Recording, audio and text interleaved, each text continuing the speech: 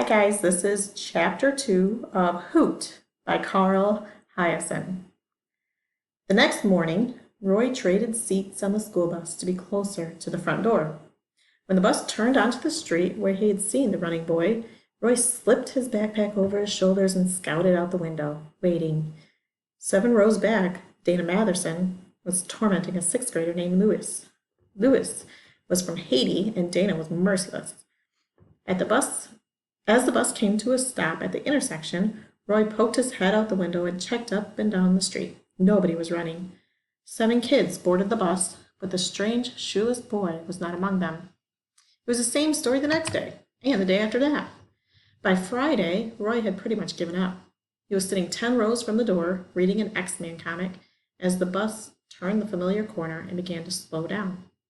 A movement at the corner of his eye made Roy glance up from his comic book. And there he was on the sidewalk, running again. Same basketball jersey, same grimy shorts, and same black-soled feet. As the brakes of the school bus wheezed, Roy grabbed his backpack off the floor and stood up. At that instant, 2 big, sweaty hands closed around his neck. "Where you going, cowgirl?" "Let me go," Roy rasped, squirming to break free. The grip on his throat tightened. He felt Dana's ash-dry breath on his right ear. "How come you don't get your boots on today?"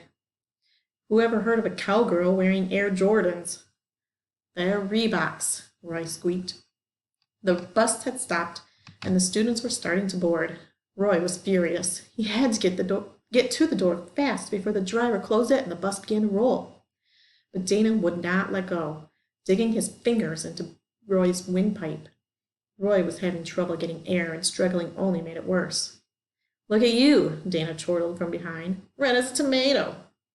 Roy knew the rules against fighting on the bus, but he couldn't think of anything else to do. He clenched his right fist and brought it up blindly over his shoulder as hard as he could. The punch landed on something moist and rubbery. There was a gargled cry, then Dana's hands fell away from Roy's neck. Panting, Roy bolted for the door of the bus just as the last student, a tall girl with curly blonde hair and red-framed eyeglasses, came up the steps. Roy clumsily edged past her and jumped to the ground. "Where do you think you're going?" the girl demanded. "Hey, wait!" the bus driver shouted, but Roy was already a blur. The running boy was way ahead of him, but Roy figured he could stay close enough to keep him in sight. He knew the kid couldn't go at full speed forever. He followed him for several blocks, over fences, through shrubbery, weaving through yapping dogs and lawn sprinklers and hot tubs. Eventually, Roy felt himself tiring.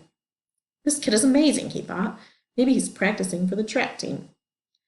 Once Roy thought he saw the boy glance over his shoulder as if he knew he was being pursued, but Roy couldn't be certain. The boy was still far ahead of him, and Roy was gulping like a beached trout. His shirt was soaked, and perspiration poured off his forehead, stinging his eyes. The last house in the subdivision was still under construction, but the shoeless boy dashed heedlessly through the lumber and loose nails. 3 men hanging drywall stopped to holler at him, but the boy never broke stride. One of the same workers made a one-armed lunge at Roy, but missed. Suddenly, there was grass under his feet again, the greenest, softest grass that Roy had ever seen.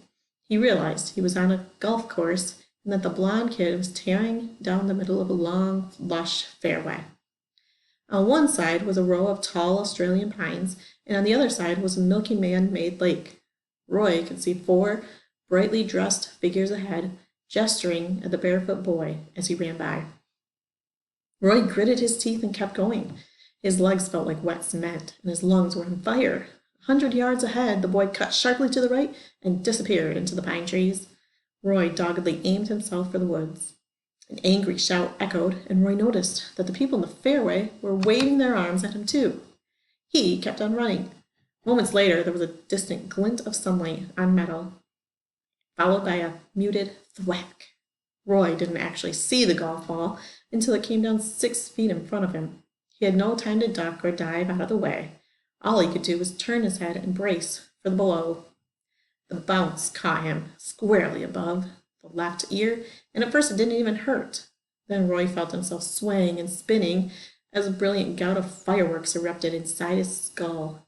He felt himself falling for what seemed like a long time, falling as softly as a drop of rain on velvet.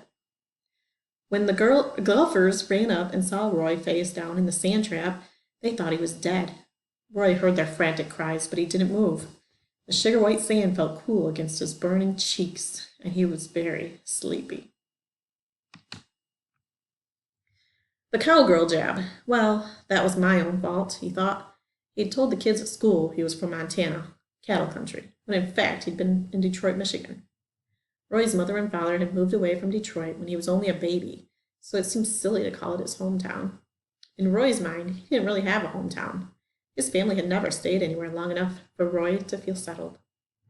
Of all the places the Eberhards had lived, Roy's favorite was Bozeman, Montana.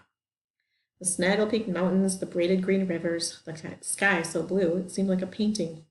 Roy had never imagined anywhere so beautiful. The Eberhards stayed 2 years, 7 months, and 11 days. Roy wanted to stay forever. On the night his father announced they'd be moving to Florida, Roy locked himself in his bedroom and cried. His mother caught him climbing out of the window with a snowboard and a plastic tackle box, which he had packed underwear, socks, a fleece ski jacket, and a $100 savings bond his grandfather had given him as a birthday present. His mother assured Roy that he would love Florida. Everybody in America wants to move there, she'd said. It's so sunny and gorgeous. Then Roy's father had poked his head in the door and said, with somewhat forced enthusiasm, and don't forget Disney World. Disney World is an armpit, Roy had stated flatly. Compared to Montana, I want to stay here. As usual, he was outvoted. So when the homeroom teacher at Trace Middle asked the new kid where he was from, he stood up and proudly said, Bozeman, Montana. It was the same answer he gave on the school bus when Dana Matherson accosted him on his first day, and from then on, Roy was Tex, or Cowgirl, or Roy Rogers Art. It was his own fault for not saying Detroit. Why did you punch Mr. Matherson? Asked Viola Hannafin. She was the vice principal of Trace Middle, and it was in her dim office cubicle that Roy now sat awaiting justice, because he was choking me to death. That's not Mr. Matherson's version of events, Mr. Eberhart. Miss Hannafin's face had extremely pointy features. She was tall and bony and wore a perpetually severe expression. He says your attack was unprovoked. Right, said Roy. I always pick the biggest, meanest kid on the bus and punch him in the face just for fun. We don't appreciate sarcasm here at Trace Middle, said Miss Hennepin. Are you aware that you broke his nose? Don't be surprised if your parents get a hospital bill in the mail.